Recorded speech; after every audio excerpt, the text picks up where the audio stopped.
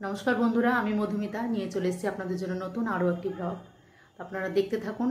আমরা কালী পুজোর দিনে কোথায় কোথায় ঘুরতে গেছিলাম। আমাদের বাড়ির পাশে একটা খুব ভালো মন্দির আছে, সেই মন্দিরে আমরা ঘুরতে গেছিলাম। কেমনভাবে দিনটা কাটিয়েছি, আমাদের বাড়িটাও আপনাদের ঘুরে দেখাবো।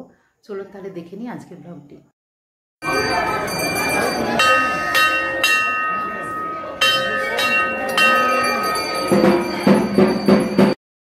এখানে আমি আমার বাড়ির মধ্যে প্রথমে সমস্ত প্রদীপগুলো দিয়ে দেবো। সন্ধে লেগে গেছে, এখন তো সন্ধ্যাবেলা। আজকে আমাদের প্রদীপ দেওয়া হয়। এখানে সমস্ত বাড়িতেই প্রদীপ জ্বালানো হয়, লাইটিং দিয়েও সাজানো হয়। তাই আমি ঘরের ভিতরে প্রত্যেকটা ঘরের মুখে মুখে প্রথমে প্রদীপগুলো দিয়ে নিচ্ছি।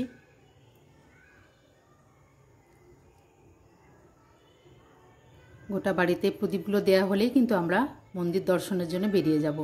আপনাদেরকে পুরো মন্দিরটি খুব ভালো করে দেখিয়ে দেব।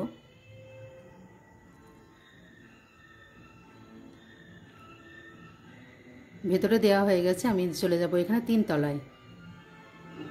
যেহেতু 3 তলাটা আর ক্যামেরা নিয়ে যাওয়া যায়নি, তাই ভেতরটা আপনাদের দেখানো হলো না। ঠাকুর ঘরটাকেও প্রত্যেক দিন আমি এভাবেই পুজো করি। আজকে একটা আলাদাভাবে প্রদীপ জ্বেলে দিয়েছে, আর লাইটিংটা কিন্তু আমার এখানে প্রত্যেক দিনই জ্বলে। এটা আমাদের বাড়ির একদম সদর দরজা, এখানে একটা প্রদীপ দিয়ে দিয়েছি। আর পেছন দিকে আমাদের কিছুটা বাগান আছে, সেখানেও একটা প্রদীপ দিয়ে দেব।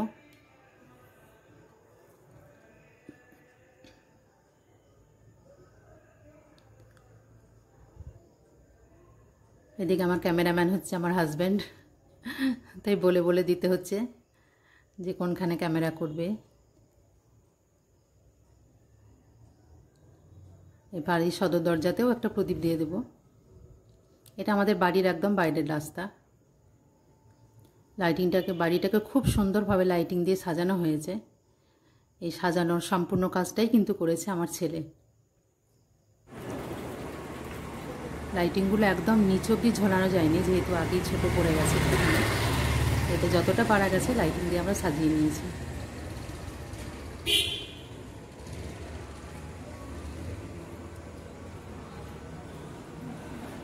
একদম নিচের তলায়, এখানে সামনেও আমাদের ভাড়া থাকে, ওটা নেই বলে আমি ওখানে একটা প্রদীপও দিয়ে দেব।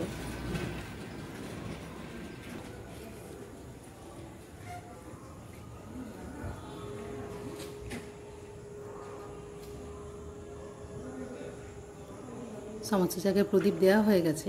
এবার আমরা বেরিয়ে পড়ব ঠাকুর দেখার উদ্দেশ্যে। আমাদের বাড়ির কাছে খুব বিখ্যাত একটা বিষ্ণুপুর কালী মন্দির আছে। প্রচুর ভিড় হয়, সমস্ত মানুষেরই জানা। আমরা সেই মন্দির দর্শনের জন্য কিন্তু এবার বেরিয়ে পড়ব। আমরা রাস্তায় একদম ঢোকার মুখে চলে এসেছি। প্রচুর মানুষের ভিড়, প্রচুর সমাগম। এখানে একটা ছোট্ট পার্কও আছে,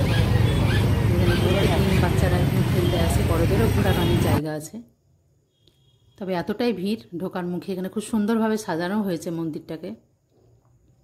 এতটাই ভিড় কি প্রচণ্ড পরিমাণে লাইনও পড়ে গেছে। তা আমাদের যেতে একটু দেরি হয়ে গেছে বলে আমরা লাইন দিয়ে দেখব সেটাই ভেবেছি।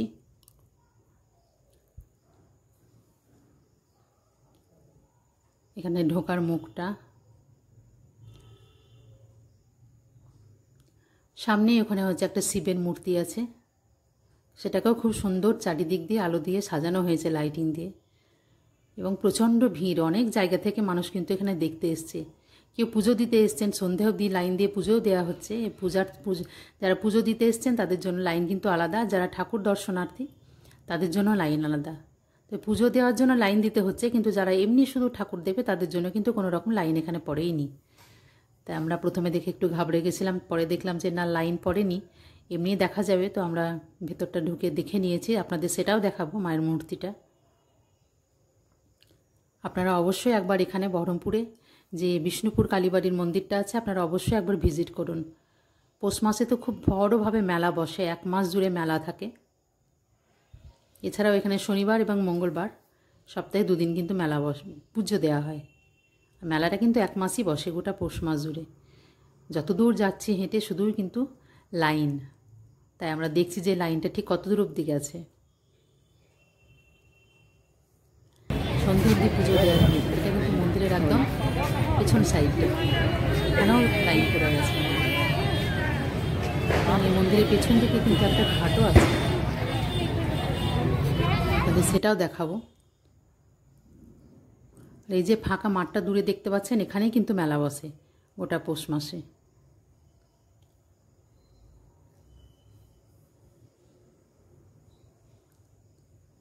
সামনে ঘাটেও কিন্তু অনেক প্রদীপ দেওয়া হয়েছে, মোমবাতি দেওয়া হয়েছে। যারা একবার এখানে পৌঁছায় তারা একবার ঘাটের দর্শনও করে। এখানে মায়ের একটা ভালো সুন্দর করে মূর্তিটাকে সাজানো হয়েছে। আপনাদেরকে মন্দিরের ভেতর দিকটাও দর্শনটাও করাবো, আমরা যাব, ভেতরেও যাব।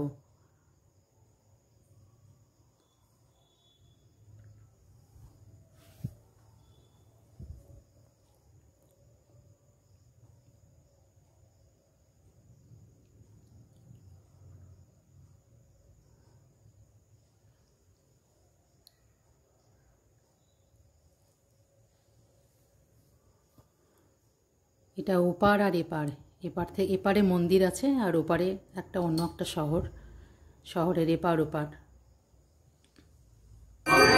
এইখানে মায়ের মন্দিরের ভিতরে চলে এসেছি, তখনও পর্যন্ত সন্ধ্যা অবধি পুজো চলছে, প্রচুর ভিড় ভিতরে, লাইন দিয়ে মানুষ পুজো দিচ্ছে। মায়ের মূর্তিটা এত সুন্দরভাবে সাজানো আছে, সামনেটা খুব সুন্দরভাবে রঙিন দিয়ে, আর যারা স্থানীয় মানুষ তারা কিন্তু সাজিয়ে প্রতি বছরই এভাবে সাজানো হয়।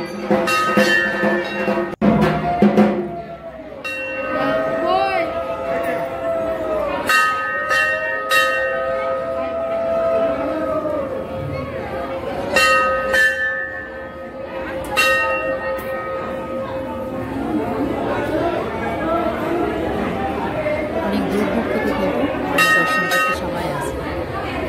এটা গোটা মন্দিরের ভেতরে উপরে এইভাবে চারিদিকে কিন্তু মূর্তি দিয়ে সাজানো আছে, অনেক রকমের মূর্তি এখানে।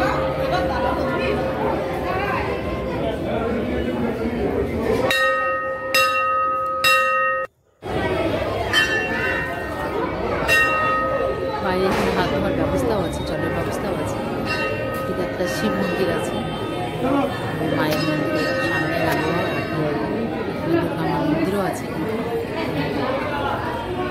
মন্দিরের পেছন দিকটা আরেকটা রাস্তা আছে, সামনের রাস্তা সুন্দরভাবে সাজানো হয়েছে মন্দিরের কিন্তু। আর প্রচুর মানুষের ভিড়। এদিকে আমাদের মন্দির দর্শন হয়ে গেছে, চলে যাচ্ছে আমরা শহরের আরও একটা খুব ভালো জমজমাট পুজো প্যান্ডেলের মধ্যে। ওটা কোনো মন্দির নয়, প্যান্ডেল দিয়ে সাজানো হয়, সেখানে আমরা চলে যাব। এই যে দূর থেকে দেখে প্যান্ডেলটা কত সুন্দর লাগছে, প্রচুর, এখানেও প্রচুর মানুষের ভিড়। আমাদেরকেও লাইন দিয়ে আমরা এই প্যান্ডেলের ভিতরে ঢুকেছি, আপনাদেরকেও প্যান্ডেলের ভিতরটা দর্শন করাবো।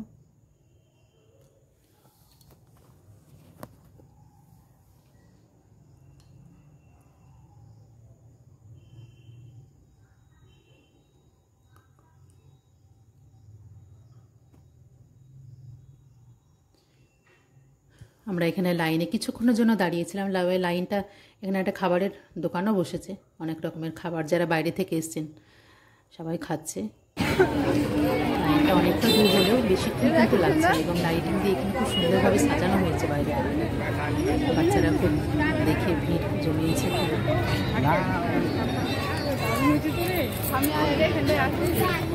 এটা বর্ণপুর শহরের বাজারে মণ্ডপটি তৈরি হয়েছে, এটা বিখ্যাত প্লাগ।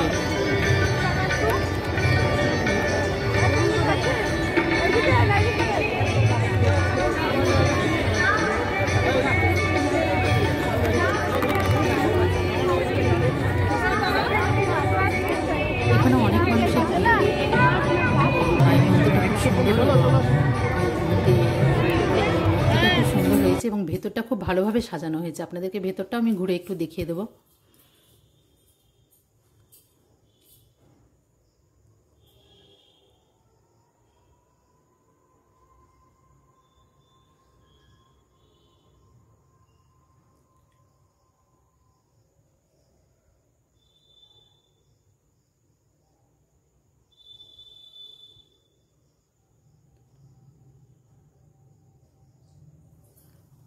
এদিকে চলে এসেছি আমরা গ্রামের বাড়িতে। এখানে ঠাকুর বিসর্জনের পালা, সন্ধ্যের দিকে ঠাকুর বার করে নেওয়া হয়েছে, সমস্ত কিছু বেঁধে নেওয়া হয়েছে। এখানে গ্রামের সমস্ত ছেলে মেয়েরা উপস্থিত, তারা বিসর্জন দেখতে যাবে বলে আমরাও এখানে সবাই মিলেই আছি। তো মায়ের মন্দির থেকে বার করে নেওয়া হয়েছে। এই গ্রামে হলেও এগুলো কিন্তু খুব সুন্দরভাবে লাইটিং দিয়ে এগুলোকে সাজানো হয়। লাইটিং দিয়ে আমরা সাজিয়ে নিয়েছি। গ্রামের সমস্ত পাড়ার ছেলে মেয়েরা কিন্তু এই কাজটি করে থাকে।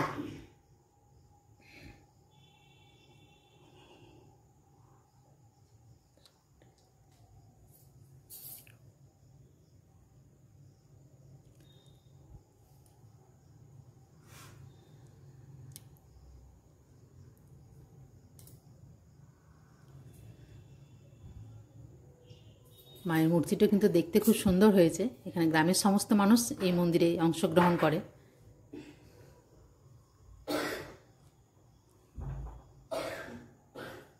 একদম বিসর্জনের শেষ পালার দিকে আমরা চলে এসেছি। এদিকে বাচ্চারা অনেক মজা করে এখানে নাচছে। গ্রামে আমাদের একটাই কালী পুজো হয় এবং খুব ধুমধাম জাঁকজমকভাবে এটা কিন্তু তৈরি করা হয় মূর্তিটি। এবং গ্রামের সমস্ত আমরা মেয়েরা যারা বউরা সমস্ত পেছনে পেছনে কিন্তু গিয়ে খুব আনন্দ উৎসব করে আমরা এই দিনটাকে উদযাপন করি, দিনটা কাটাই। মায়ের এই বিদায় বেলায় সবার কিন্তু মনটা খারাপ। আমিও এর মধ্যে অংশগ্রহণ করেছি। আমাদের গ্রামের বাড়ি চলে গেছে।